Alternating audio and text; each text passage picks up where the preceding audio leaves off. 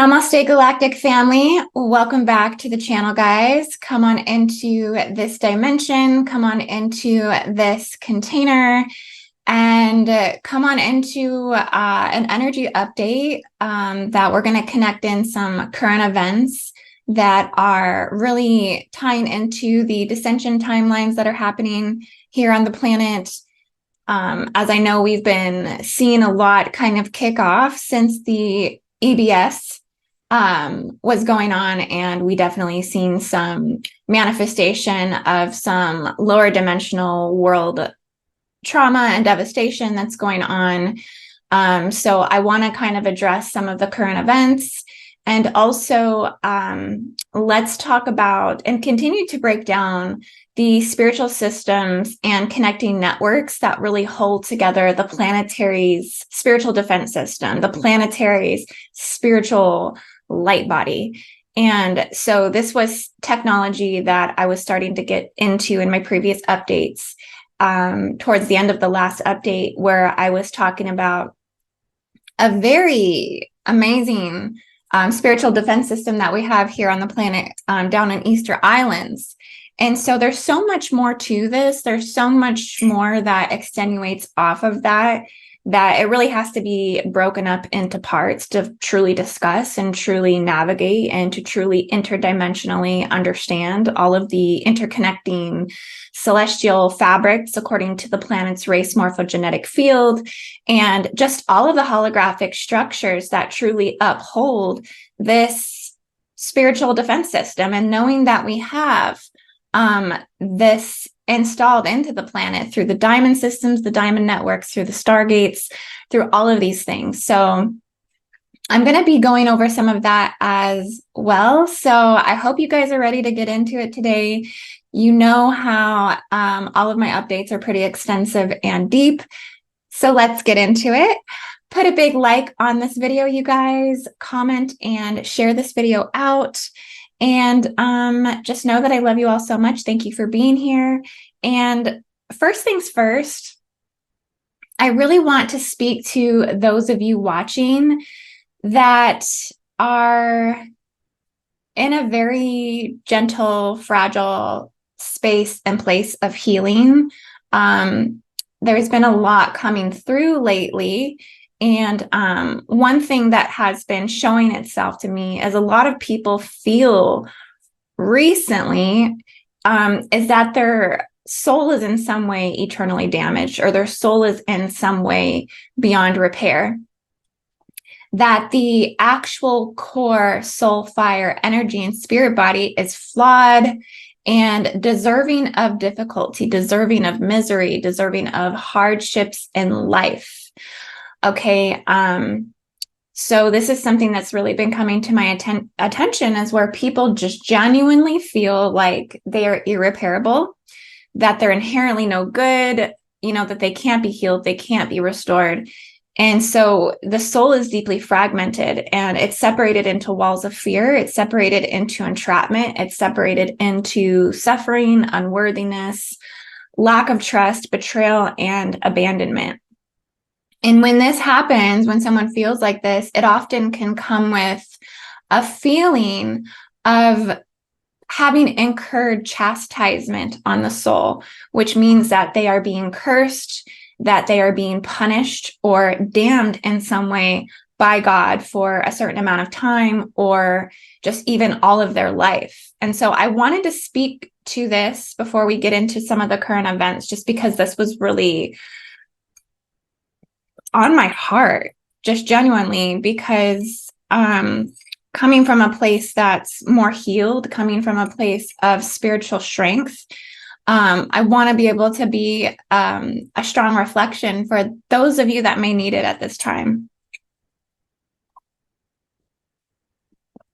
I got my mushroom coffee today as well, you guys. I have been enjoying the coffee, the mushroom elixir, so to speak. I don't necessarily enjoy the coffee aspect of it, but apparently there's a matcha version of this mushroom rise mix that I can get. So I think I'm going to try that next. But I just feel like this is coming up a lot in session work. Multiple people have been coming with the almost like the same exact words. Like, I feel like my soul is eternally bad. And so it's something that I feel should be addressed collectively, as it is a deeper level and layer of healing that I feel is being singed, that is being singed off the collective shared pain body to relieve the soul burdens of those who are seeing through these lenses of soul trauma.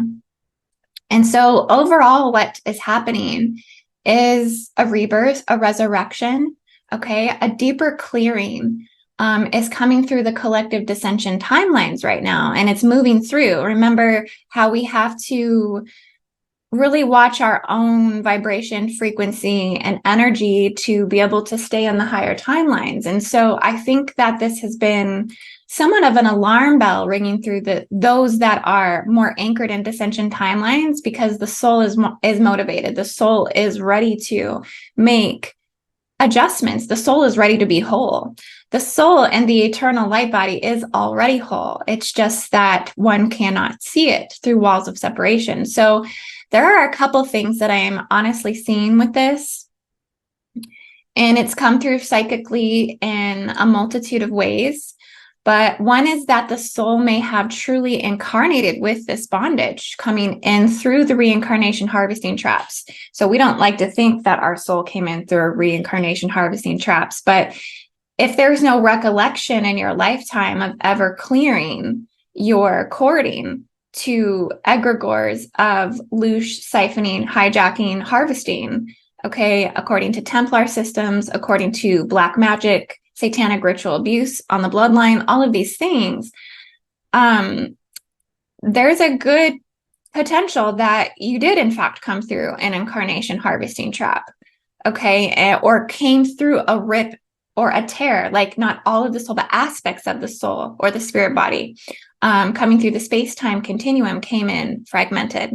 And also if the soul has come in through war or Holocaust zones in the grids as well, because every time that we cause major devastation to the planet, essentially we're causing more and more of those rips and tears to occur through the natural soul river lines in which the natural processes of death and rebirth occur. Okay, so we're causing trauma in the actual grid structures where this is occurring. So if you feel like the soul is eternally damaged, it could be that you've incarnated through Stargate Fire Waters with literal ropes, shackles, chains, gag orders, bound and tied, blindfolded, okay, actual removal of the voice box, removal of the tongue, okay, removal or decapitation. Like there's so much that the soul can come actually with through the fire of incarnation.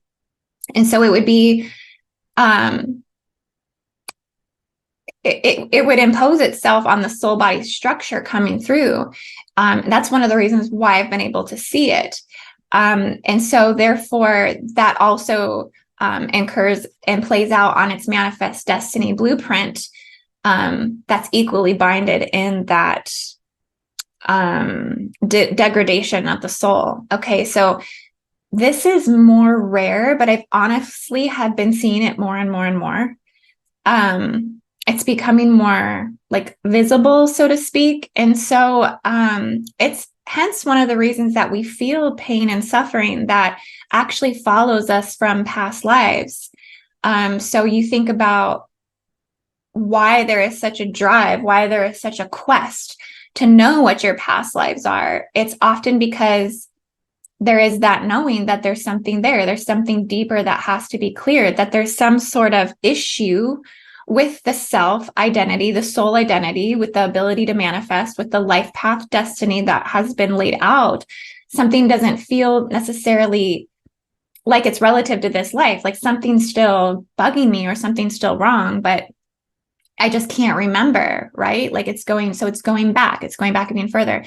That's how this stuff gets through the incarnation gates. The soul comes in with the binding, right? So we can actually start to see what that is more specifically.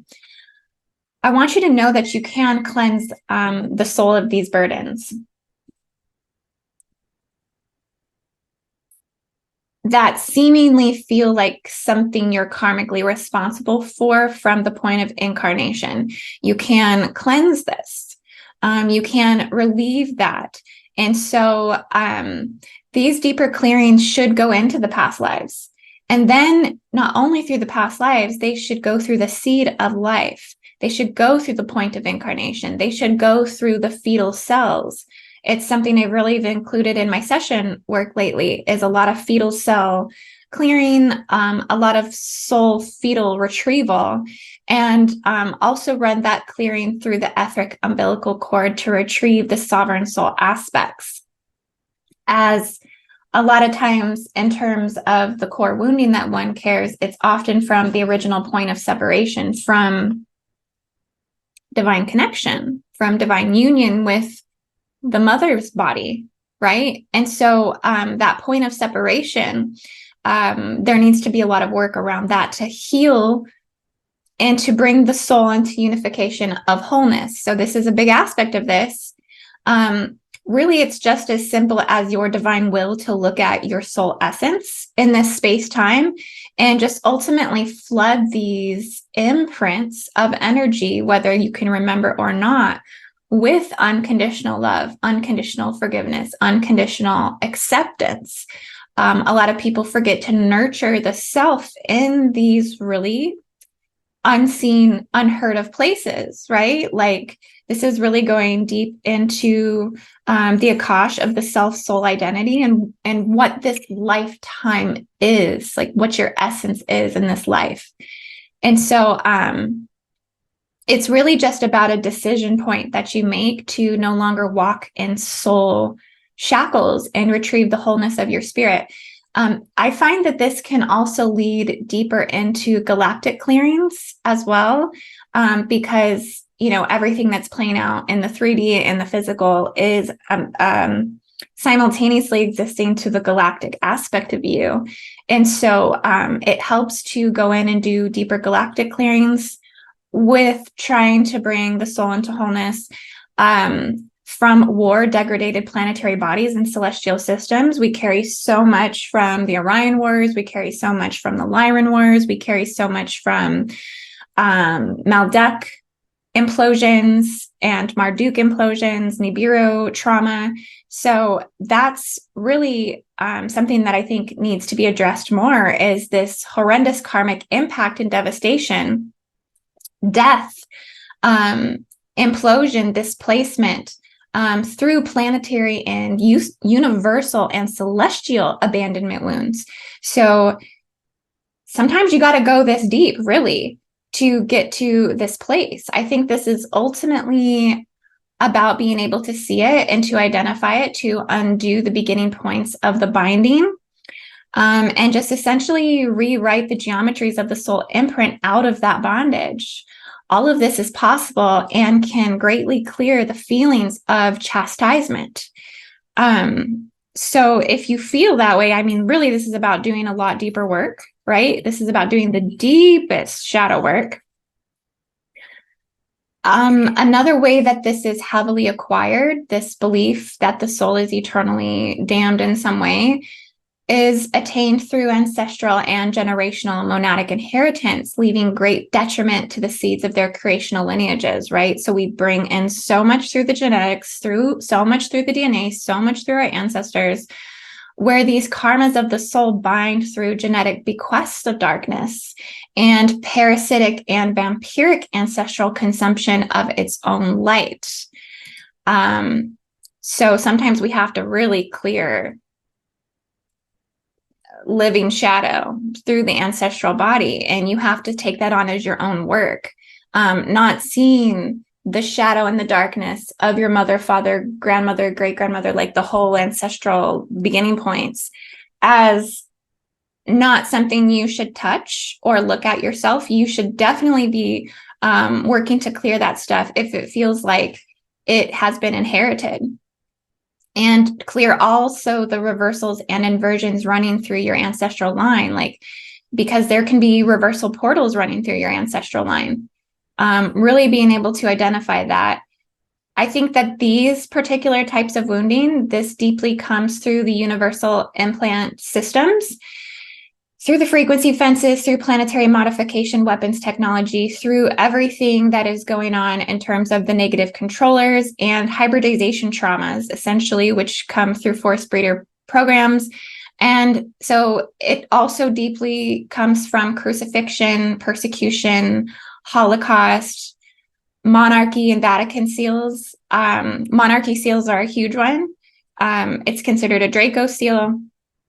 And that one's important because, I mean, specifically in the monarchy seal, they are really strategically working through contracts to bind your ancestral memory in states of amnesia, so that you actually cannot record keep your bloodlines going past 3 to 5 generations. Okay, they want that to be completely dissolved, so that way you can never attain royalty, or you can never attain a monarchy status. Okay, it's one way that they cap and manipulate the collective so that certain bloodlines, certain families stay in power the way that they are. So you have to take that from like your own individual suffering, right? And your own individual experience of what is being inherited through the de-evolving and degradation of your own parental arcing systems. And then translate that globally, translate that collectively, because you're still having to sift through and clear that on that collective level. I really find that if you work with transformative fire, scorching these things by fire through the deepest transmutation, violet flame, blue flame, the flames, this is really good to undo the negative blood covenants on the soul inheritance that run through DNA. So the transformative fire should run deeply through the DNA clearings, running it through the strands themselves, in between the strands, through the fire codes, repairing of the DNA strands, and also repairing of the 6 most recent generations to this incarnation, starting with their mother and father. This is something I do regularly in deep chakra clearings, as it is one of the most profound degradations on the soul body that I think mankind has ever truly encountered. The parental wounding of the collective shared pain body is so immense that it's really a major focal point in most healing sessions. There's also another aspect to this when the soul feels irreversibly repairable, what it feels like the soul is eternally damaged. It's when it's also forged through childhood abuse as well. Neglect, abandonment, rejection, predatory grooming from the parents, just where the parenting inflicts unconsciously this belief into the child about the self, that the belief that they are inherently bad, that they are inherently flawed. It usually comes through a lot of criticism, verbal criticism, never being able to show love, all the ways in which parents withhold acceptance and an outward show of care for their children. And so it just installs that there is something wrong with them, right? That they actually are unlovable. And so if you carry this belief, it will usually accompany itself not only with the incarnation bondage in which you're coming through the Stargate fire water, also it's attained ancestrally, it's inherited with child abuse, and usually all of these things are simultaneously playing out. So all of this adds up kind of like a trifecta of lower soul entrapment and binding, causing the intensity of these beliefs to be very real, like really feeling like there is something wrong with you. Just disabling your ability to manifest good and self-recognition of spiritual evolution within. So my overall message for all of this, again, I feel like this was really important to address this because I know this is something everyone is technically kind of dealing with in some way or has dealt with. If you've overcome it, drop it down in the comments. Let me know how you did overcome it. But if you're listening today and you really feel that this is my truth in some way as well. And I've had difficulty unifying my soul. You know, I've had difficulty seeing myself as not cursed or being chastised, or, yeah, there is something wrong with me. I'm completely irreparable. I want to say to you this is my strong point message today. If you feel this is you in some way, and you feel this about your own soul, I want to tell you that this is total BS. Okay, this is total BS. You have the strength of the eternal divine will to overcome these shadow beliefs, these very entrapping living shadow beliefs about the self-soul identity, the separation of the soul identity. I want to encourage you with all of my love and all of my strength. Do not cave into your fears. Do not cave into your weaknesses. Okay, do not cave into this knowingly self-built lens that is fractured. Okay, and it's not completely self-built, right? It's like your parents have to take within your mind, and this is a lot of reasons why people can't heal it, is because in their mind they feel like, oh, my parent has to acknowledge this pain. My parent has to acknowledge how they've damaged me for me to be able to heal, to find wholeness. That's something you also have to completely throw out the window, that you need their acceptance, their acknowledgement, any of it, to get past it and heal it. Okay, and once you can get that out of the way, it's a lot more easier coast and clearing from there. But essentially know that you are chosen for rebirthing. You are chosen for rerouting of the soul's destiny. You're not the same person that you were 5 minutes ago. I'm not the same person I was when I started this update. Okay, I've already changed. My DNA has already shifted. Like, I've already found new frequency and rhythm, even with just what I'm speaking now. That's evolving me on some level. This is happening in a constant state of change in everybody's soul evolution. So you're never truly bound. You are not eternally damned. You are not inherently bad. You are not flawed, and you are 100% capable of healing the soul from this and removing what feels like a hex or a curse. And you have the ability to fully change, transform this from within you. Your eternal light cannot be damaged. Okay, your eternal light cannot be flawed. And all of that in which has fallen, okay, seeing the fallen parts of yourself, know that those are can be rehabilitated. What you're actually dealing with, and so this is a good way that I want you to start looking at it, is if you feel this is true about you, is that you're dealing with a fragmented soul. Okay, it is where the pain body is trapped in the lower 3 levels and layers of the ego. And a lot of times it is paralyzed in fear from devastating moments in life. Okay, that paralyzing aspect of the ego does not want to let go of its pain. It is what is fighting you inside yourself. Okay, if you can also recognize that, that makes it a heck of a lot easier to start being able to focus and zero in on those points. And this is another thing that I think people have to realize, is that your soul evolution, unification of your soul, clearing the curses, the hexes, the eternal damned mentalities and beliefs. This is about critical introspection. This is about critical,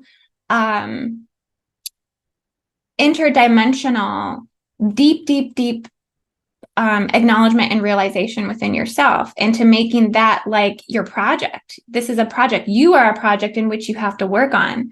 Okay, so understanding that that the ego doesn't want to let go of its pain. Okay, that in itself is a very fearful act, to let go of its pain, because it holds on to its pain body for safety and survival.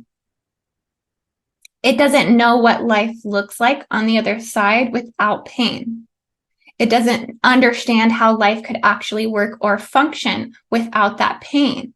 So the ego doesn't want to shed a false identity acquired in the past. So what's happened is a part of the soul has turned its back on the greater body of the soul to isolate aspects of it in fragmentation. And it feels like this is necessary to survive. Okay, so this is where the accumulation of emotional trauma, unconscious, subconscious, or conscious buries itself in these mind prisons.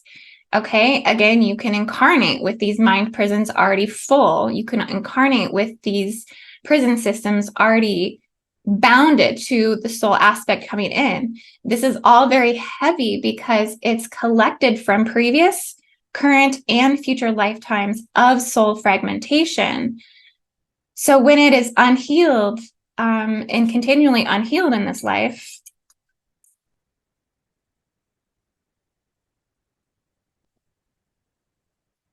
it can essentially do many strange things to us, okay, depending on the severity. It can cause split personalities. It can cause dissociative disorders, DID, BPD. It can cause severe disorders of anxiety and depression, PTSD, or easily activated PTSD, OCD, all of these things, overthinking, worrying, going into deep fear cycles, and so on. And these fragments of the soul in the lower ego also attract negative spirits. Okay, so this is when it gets more severe. This is where it gets more tricky, when you have to look at the totality of what you are actually dealing with. Is because when the soul is suffering in fragments of the lower ego aspect for so long, it can call in negative spirits from the lower astral planes, shadow creatures, and that's a real thing. We're going to talk about that. And parasites, essentially to feed upon us energetically. And this over time can really prevent the oversoul from being able to fully come in and through and transmit with the conscious mind. This is massive amounts of blockages from the oversoul where they actually feel like they can't even give in to allowing the oversoul to be the driver. Okay, the ego actually fears allowing the oversoul to come in and be the person managing the human. It fears it a lot, so it really wants to actually prevent that, right? So further walls of separation begin to embed. Because fragmentation of the soul causes negative entity attachments, these separated mind prisons can literally and entirely be being controlled by a shadow creature, by a parasite, or by a negative entity.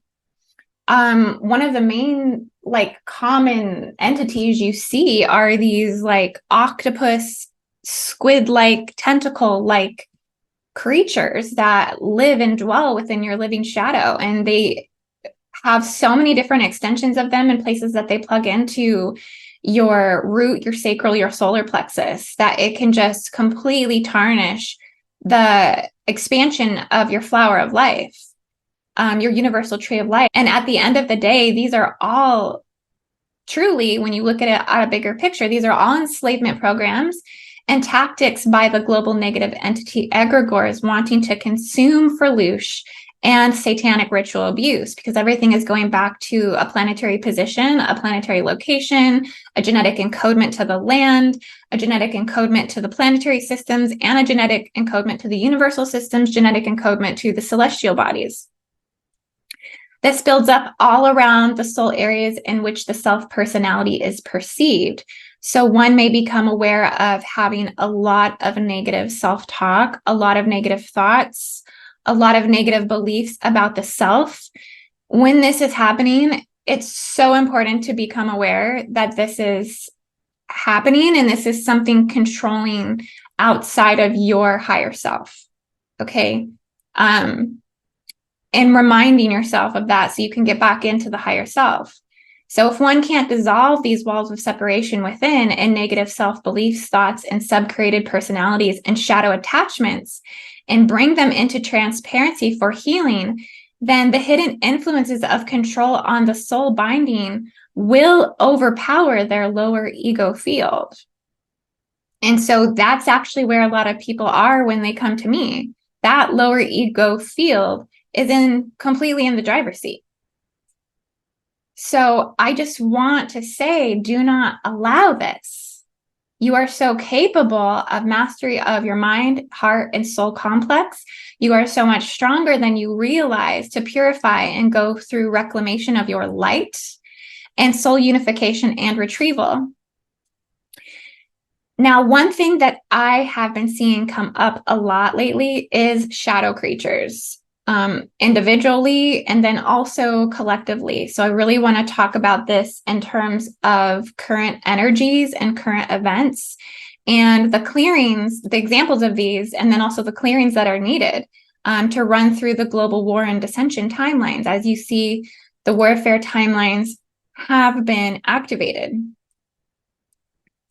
And it was right after I put that video out about the split from the 3D, 5D timelines, or just the concept of what that is, even though there's not a lot of basis of truth in terms of physics of our reality to support the 3D, 5D concept.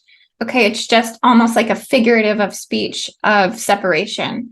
Okay, so after we've had this major realization that the timelines have majorly split, what breaks out? Warfare in the dissension timelines.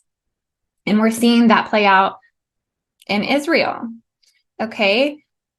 So we're going to talk about that a little bit, but all of this is because of really the heightened biological planetary devastation and upheaval that's occurred, and then war codes coming in and through at this time, because it's transmuting the self-belief core world global persecution codes that are running of being eternally bad. And this is running through humanity. It's running its course through humanity as a collective, because what we are going to see now unfold is this deep level of shadow work that is going to be happening collectively. And when that starts to happen, this is going to push out a lot of the fear timelines, the fear matrices, and the things that are living in the fear timelines, the creatures that are living in the shadow realms to manifest themselves and show their face. So I'm going to show you guys an example of this that's playing out. I'm going to do a screen share. So because we are clearing deeper levels of shadow and fear collectively, we're seeing the manifestation of shadow creatures emerging more. Okay, so this is an article about the floods in Libya. The massive flooding has killed more than 6,000 people, with hundreds more still missing. More than 16,000 children have been displaced in eastern Libya. So this flood actually took place on September 10th with Storm Daniel that made landfall in cities along the northeastern coast of Libya. This was catastrophic flooding. 8 months worth of rain just ripped through the region of Libya, destroying 2 dams, which deluged the city of Derna and surrounding towns. So this is really, I mean, a smaller 12,000 year event, a smaller flood, okay, that's activating a lot of the Noah's Ark codes. And a lot of people were asking me to look into this when I did my last Cosmic Grid update, when the Libya floods were more in a dire state. And so I wanted to look at this as it all was relative to the current ascension activations in the North African grids that we were discussing. But this is cycled back up around because there have actually been reports. Okay. This is just a picture of cemetery areas where they're burying their dead. See if there's any more pictures here. This article is maybe not the best. This is just some pictures of the damage that has occurred in Libya. This is Derna, where the flood occurred. And essentially there have been reports that many of the bodies that died from this flooding, they're washing up in a lot of areas, and they don't have enough, people, ground crew to be taking care of all the dead bodies. And so many of their dead are just still lying in the streets, even now, even October 9th, pretty much a month later after the catastrophe. They still have their dead lying in the streets.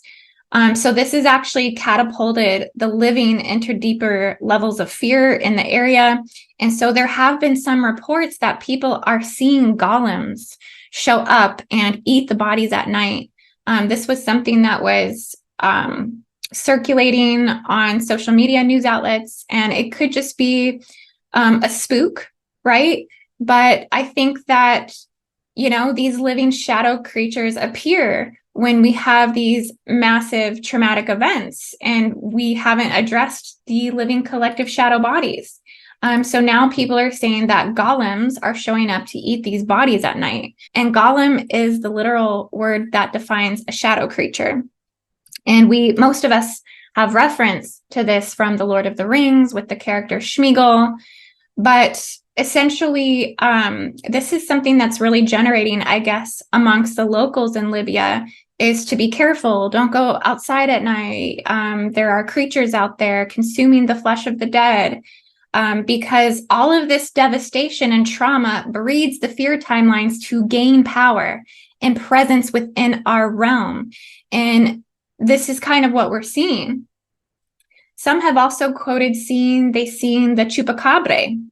So maybe you've seen this creature before, but this is even kind of similar to what the golems. I mean, the golems are a little different. I don't think they have such fearful fangs and like mouths and eyes. They're a little bit different, but, you know, same hunching over, you know, in this crunched up like state. The Chupacabra animal reported vampirism. They're seeing that they're there drinking the blood of the animals, the dead animals, and possibly even humans as well. Chupacabras being a reptile-like creature, having leathery, scaly, greenish-gray skin, sharp spine, quills running down its back, and that they are surfacing around areas of devastation, death, trauma, and torture in the grids, areas that may be heavily infiltrated by directed energy weapons attacks and forced invader events that create collective shared soul fragmentation, core world wounding trigger event memory in the Earth's body to feed off of the death and off the fear of the living. Okay, so I know, you guys, that we are coming up on Halloween, and ghosts and goblins and ghouls are really propagated as a holiday, and almost a joke. It's almost like a trickery, or a smokescreen, technically, of a distraction for the actual shadow creatures to come forward into this realm and have their feast. You know, why is it that these rumors and these reports are surfacing at this time as we go through that great separation of timelines, as we go through that great bifurcation, as we go through into what is the Day of the Dead, what is the time of Halloween? I think on a gridwork level of shamanic earth cleansing, clearly these sites need deep spiritual healing. That's what they mean. That means that there's harvesting going on. That means there's soul entrapment that's actually going on in these places. And it needs extraction of the entities. It needs extraction of the living shadow creatures to bring these things into light and to bring what's, you know, living in the collective shadow forward. And that's really what we are going to see unfold. More and more of this crazier, you know, reports of crazy things. And I can continue to expand off of this, okay? Because this is where we are as a collective. We are in a state of a fragment on a soul level as a collective. So another example of this that we are seeing play out collectively is the parasitic invasion that's happening in France. So some of you may heard of this, but for those of you who don't know, Paris has a bed bug problem. Okay, Paris, France is currently crawling with bed bugs. I'm talking a full-on plague, a full-on infestation of parasites in France. This is a real thing. You can Google it. You can, you know, do whatever you got to do. This isn't the only article that is highlighting this here. Like, ooh, so nasty. Essentially, there's been reports of bed bugs plaguing hotels, rental apartments, Airbnbs, individual regular residential areas, schools. Okay, this first flared up over the summer. And now Paris has been coping with an infestation just about 10 months before the French capital is set to host the 2024 Summer Olympics. So what perfect timing, as the whole world's going to be flying in to Paris to be renting out hotels and Airbnbs, and they're all infestated with bed bugs. So this is going to become a global infestation. So where we're not addressing the heart of trauma, clearly France has some stuff energetically that needs to be healed and worked on. It's going to be another aspect of this is they're also just coming out of Paris Fashion Week. Okay, so Paris Fashion Week. Let's see if there's any more pictures. Paris Fashion Week, bed bugs.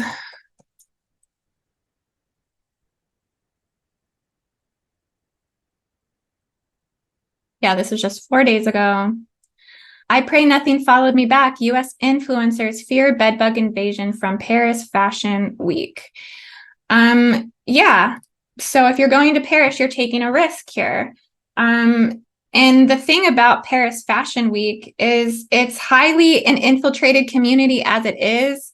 I mean, it's really at the core of Satanism and transhumanism, as you see and have seen in a lot of the fashion shows that they've done, that's what they're promoting. So, I mean, you can see why the parasitic type living energy in this realm would be connected to this epicenter of parasitic infestation. So what I'm seeing with this is just deeper unhealed parts of the heart of Paris need to be addressed.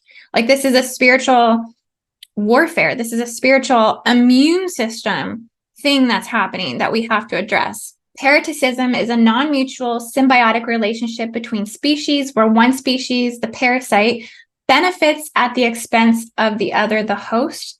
Parasites can be visible organisms or microparasites. Unlike predators, parasites do not kill their host.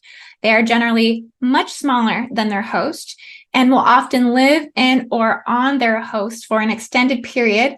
They survive through consuming their host body or blood. Energetic parasites are a result of energy blockages in the areas of the etheric body.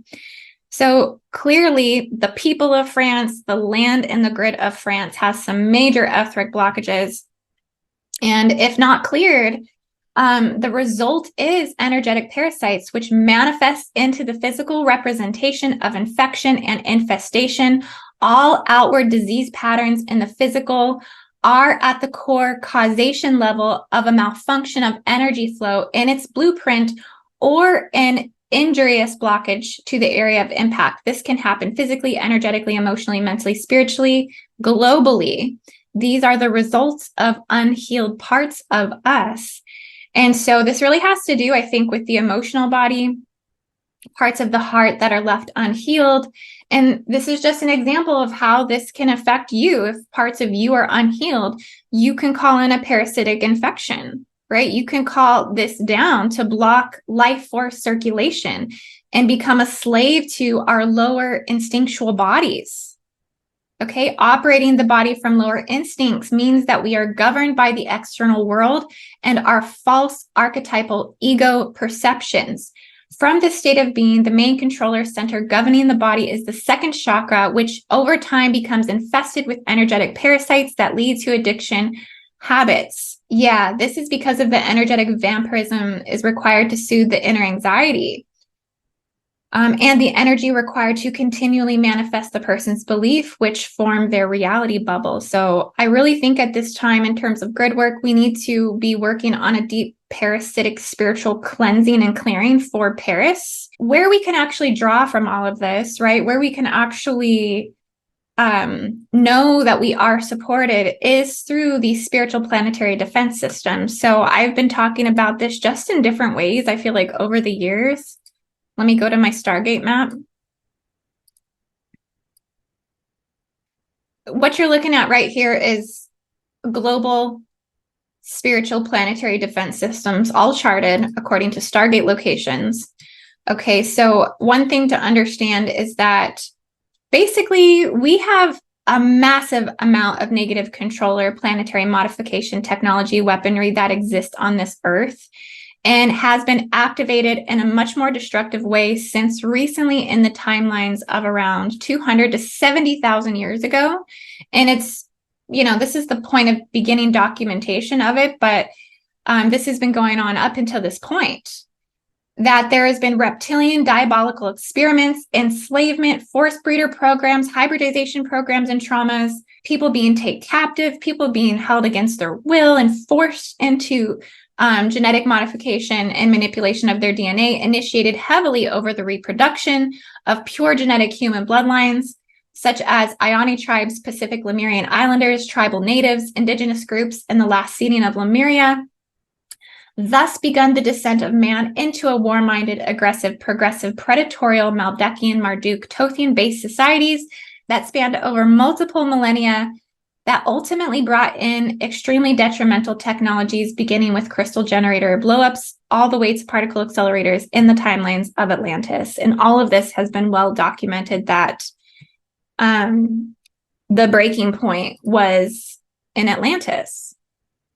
So I think this is, again, coming up due to the major timeline splitting, major universal polarity of laws, higher ascension capacity reveals that are occurring, also to push and keep guardian systems highlighting and revealing more of these ancient spiritual technologies in the Earth's grid systems, because for everything that is living in the shadow, there's always like a countering balance of good that's unfolding. And so I just want to highlight the spiritual defense systems. It really ultimately begins with the Stargate network. Okay, so everywhere on my chart that you see here is an area in which a Stargate exists in the globe. And this is probably not all of them. They're all labeled with a different icon, and it's just to represent the different type of gate system that it actually is. Okay, but each thing that's labeled on here is technically a vortex working within a celestial component of the Earth's race morphogenetic field. And so a Stargate is a vortex or a universal time portal that connects into many other dimensions within the planetary and universal matrices. Stargates hold crystallized holographic seed codes to particular star systems from the celestial bodies, and often function according to the most dominant radial expression celestial body that governs that Stargate. So they're constantly transmitting expressions of the celestial bodies, of the angelic realms, of the guardian races and nations, celestial lineages, running it through the morphogenetic field, the Earth's magnetic field, the Earth's electromagnetic field, the Earth's inner Earth universal tree of life geometries, running those cosmologies into the ley lines, the landmass. The Stargates function really to act as that spiritual immunity on the Earth. They are the first level and layer of the planetary biospiritual immune system, and the quality of the Stargate's health dictates the protection of the sacred lands, the people that live on it, and exists in the utmost importance of guardian missions on the Earth. And so I just want to bring this up, you guys, that we need to tune into this immune system of the Stargate network to clear the living global shadow creatures, to clear the parasitic infection that may be on the precipice of expanding worldwide. Okay, if you are a star seed, you are meant to regenerate at Stargates. So if you're having a hard time getting into a higher state of vibration, clearing these beliefs of the soul being eternally damned and damaged, you want to try to get yourself to a Stargate, because this is going to immensely upgrade and rapidly accelerate your DNA evolution and growth, so that way you can stay consistent with the higher timelines. So that's just something, it's just a message I've been guided to say in terms of the cauldron of cure, that symbolism, the cure, is here. It's always been here. It's right up underneath our noses, so to speak. And so we all have the ability to access it through Gridworker technology. Again, one of the reasons why I push this so much. And it's really important to get on board with Gridwork and understanding of our planetary spiritual design and blueprint, so that way you can navigate that. So I just got a new camera, you guys. So I'm like looking all over the place because I keep forgetting it's up high. But yeah, that's that's basically the message today. I would love to do a deep dive going more into spiritual planetary defense systems. Just know that it begins with the Stargate systems. This is the first level and layer of the planetary light body blueprint. So this is kind of what we have to connect into here to clear this, even the war degradation dated timelines of Israel and Gaza and all of that. So this is what can heal. And there are actually Stargates around Israel. Let me go in and take a look at this because this was something I did wanted to bring in. Yeah, so with this warfare that's going on, this is the Archangel Michael ley line. So this is hitting all these particular points along this, going through CERN. So even CERN could be at the head of what's going on in Israel. But I really think it has to do with Zionist control at the end of the day. But basically, this entire ley line is being activated, right? This runs into Israel here. It runs into the Temple Mount. Okay, so grid workers, guardians, that's like if we're doing grid work here, we're going to have to work with the Archangel Michael ley line and to clear the blue ray frequency imprint, and then also work within the Stargates of Giza and also the Stargate of this one here is Göbekli Tepe. And then also in Iran or Iraq, the Stargate of Abaddon and the Stargate of Mecca.